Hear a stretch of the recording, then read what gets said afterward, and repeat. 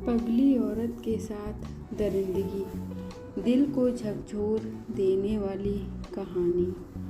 कड़कड़ाती ठंड में वो ठिठुरती हुई एक फटी सी मैली चादर अपने बदन पर लपेटकर ठंड से बचने की नाकाम कोशिश करती हुई बाजार के एक कोने में पेड़ के नीचे सोने की कोशिश कर रही थी।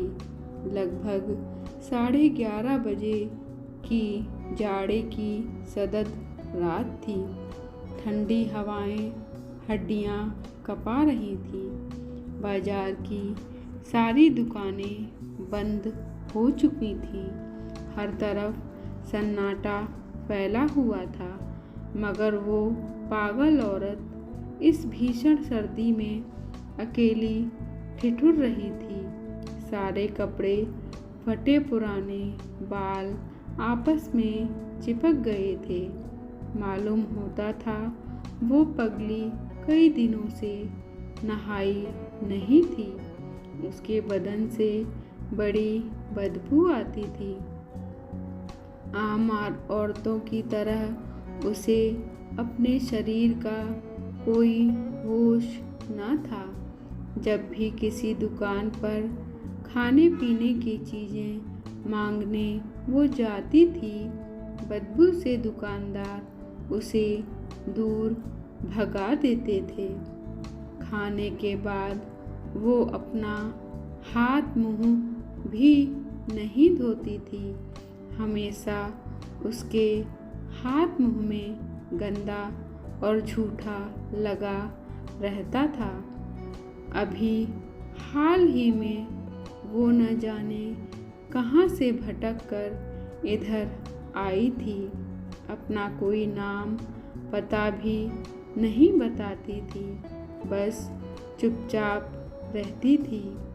अभी वह अपनी फटी चादर को फैलाकर पैरों को ढकने की कोशिश ही कर रही थी कि तभी एक काला साया, काला कंबल अपने पूरे शरीर पे ओढ़े हुए उसकी तरफ बढ़ने लगा।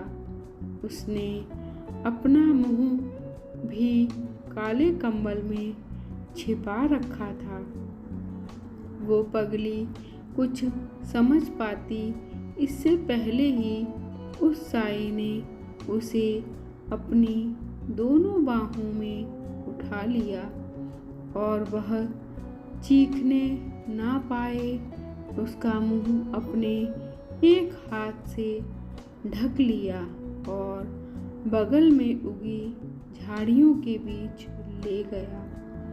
उस काली अंधेरी सदद रात में उस हवसी दरिंदे ने अपना मुंह काला किया और चुपचाप वहाँ से निकल गया। वो पागल औरत दर्द से छटपटाती रही, मगर वहाँ उसकी कोई तकलीफ देखने सुनने वाला नहीं था। डर के मारे फिर कोई दरिंदा न आ जाए, वो पगली उस पेड़ के नीचे न जाकर दूर एक लॉन के बरामदे में जाकर सो गई, जहाँ एक बल्ब की रोशनी भी फैली हुई थी। कई महीनों के बाद लोगों ने देखा कि उस पगली का पेट बढ़ने लगा है। बाजार में तरह तरह की कानाफूसी जोरों से चलने लगी। उसने एक सुंदर बच्चे को यह खबर जन्म दिया। बिजली की खबर पूरे बिजली बाजार की में तरह फैल बाजार गई। में कुछ फैल गई। पत्रकारों ने कुछ फोटो के साथ उसकी के खबर साथ छाप उसकी दी। खबर लोग छाप दी। उसे लोग उसे आने लगे, मगर वो बस एक तमाशा ही बनी रही। किसी ने उसकी हालत सुधारने के बारे में नहीं की। कोई पहल कुछ लोगों ने कुछ लोगों ने उसकी हालत देखकर पास के एक सरकारी अस्पताल में भर्ती करा दिया था। अपने बच्चे को वो पगली किसी को हाथ ना लगाने देती थी। बाजार में घूम घूम कर वो अपने बच्चे के लिए दूध मांगती थी। उसकी छाती से दूध उतरता ही नहीं था। एक दिन एक दुकान के पास एक बड़ी सी कार आकर रुकी। उसमें से एक सभ्य पुरुष उतरकर दुकान से मिठाइयाँ ले रहा था। मिठाइयाँ लेने के बाद उसने 2 कप चाय ली। एक उसने अपनी पत्नी को दी जो उसकी गाड़ी में अंदर बैठी हुई थी। दूसरा चाय लेकर वह खुद पीने लगा। तभी वो पगली अपने बच्चे को अपनी गोद में लिए उस दुकान पर आकर खड़ी हो गई और अपने हाथ दुकान की तरफ फैला दिए। दुकानदार ने उसे एक समोसा और एक प्याली में दूध दिया। समोसा उसने अपनी साड़ी के छोर में बांध लिया और वहीं बैठकर अपने बच्चे को दूध पिलाने लगी।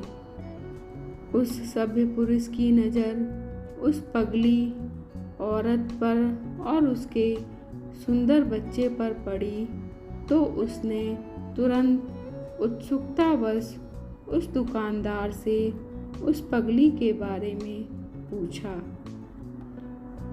उनको उस पगली के बारे में जितना पता था बता दिया। उस पगली की कहानी सुनकर वो पुरुष काफ़ी दुखी हुए। उन्होंने अपनी पत्नी के पास जाकर कुछ बात की और दुकानदार से आकर बोले, भाई साहब, मैं इस बच्चे को गोद लेना चाहता हूँ और इसकी माँ का इलाज भी करवाऊँगा। ये तो बड़ी अच्छी बात है साहब। इस बच्चे की तो तकदीर ही बदल जाएगी। पता नहीं किस पापी ने इस बेचारी के साथ ऐसा घिनौना काम किया है। उस दुकानदार ने खुश होते हुए कहा। इतने में वहाँ भीड़ जमा हो गई। सारी बातें समझकर लोग उस पुरुष की तारीफ करने लगे। इतने में उस बाजार का एक बड़ा दुकानदार वहाँ पहुँच गया। भीड़ देखकर वह भी आ गया था। सारा मामला सुनकर वो गुस्से से चिल्लाने लगा, वाह साहब, भला आप क्यों बच्चे को गोद लेंगे? हम लोग मर गए हैं क्या? बच्चे को मैं पालूंगा। उसकी बातें सुनकर सब लोग दंग रह गए। लोगों ने कहा, ठीक है भाई साहब, अगर आपको भी इस बच्चे को गोद लेना था तो पहले कहाँ थे? इतने दिनों से ये पागल औरत अपने नाजायज़ बच्चे को लेकर इधर उधर भटक रही थी। तब तो आपने इसकी कोई सुध नहीं ली। अब जब कोई अच्छा आदमी इन दोनों की मदद करने को आगे आया है तो आप भी बड़े समाज सेवी बनने लगे हैं। मगर वो दुकानदार किसी की बात मानने को राजी नहीं हुआ। मामले थाने तक पहुंच गया। पुलिस ने आकर दोनों के बीच सुलह कराने की कोशिश की, मगर दोनों अपनी जिद पर अड़े थे। वहाँ पूरा बाजार भी जमा हो गया था। सबने उस सभ्य आदमी की तरफदारी की और फैसला सुनाया कि इन दोनों को पुलिस की निगरानी में पूरे कागजी कार्यवाही के साथ साथ सभ्य आदमी को ही दिया जाए। अपनी बात ना बनती देख वो दुकानदार जोर जोर से चिल्लाने लगा, अरे आप लोग मेरी बात क्यों नहीं मान रहे हो?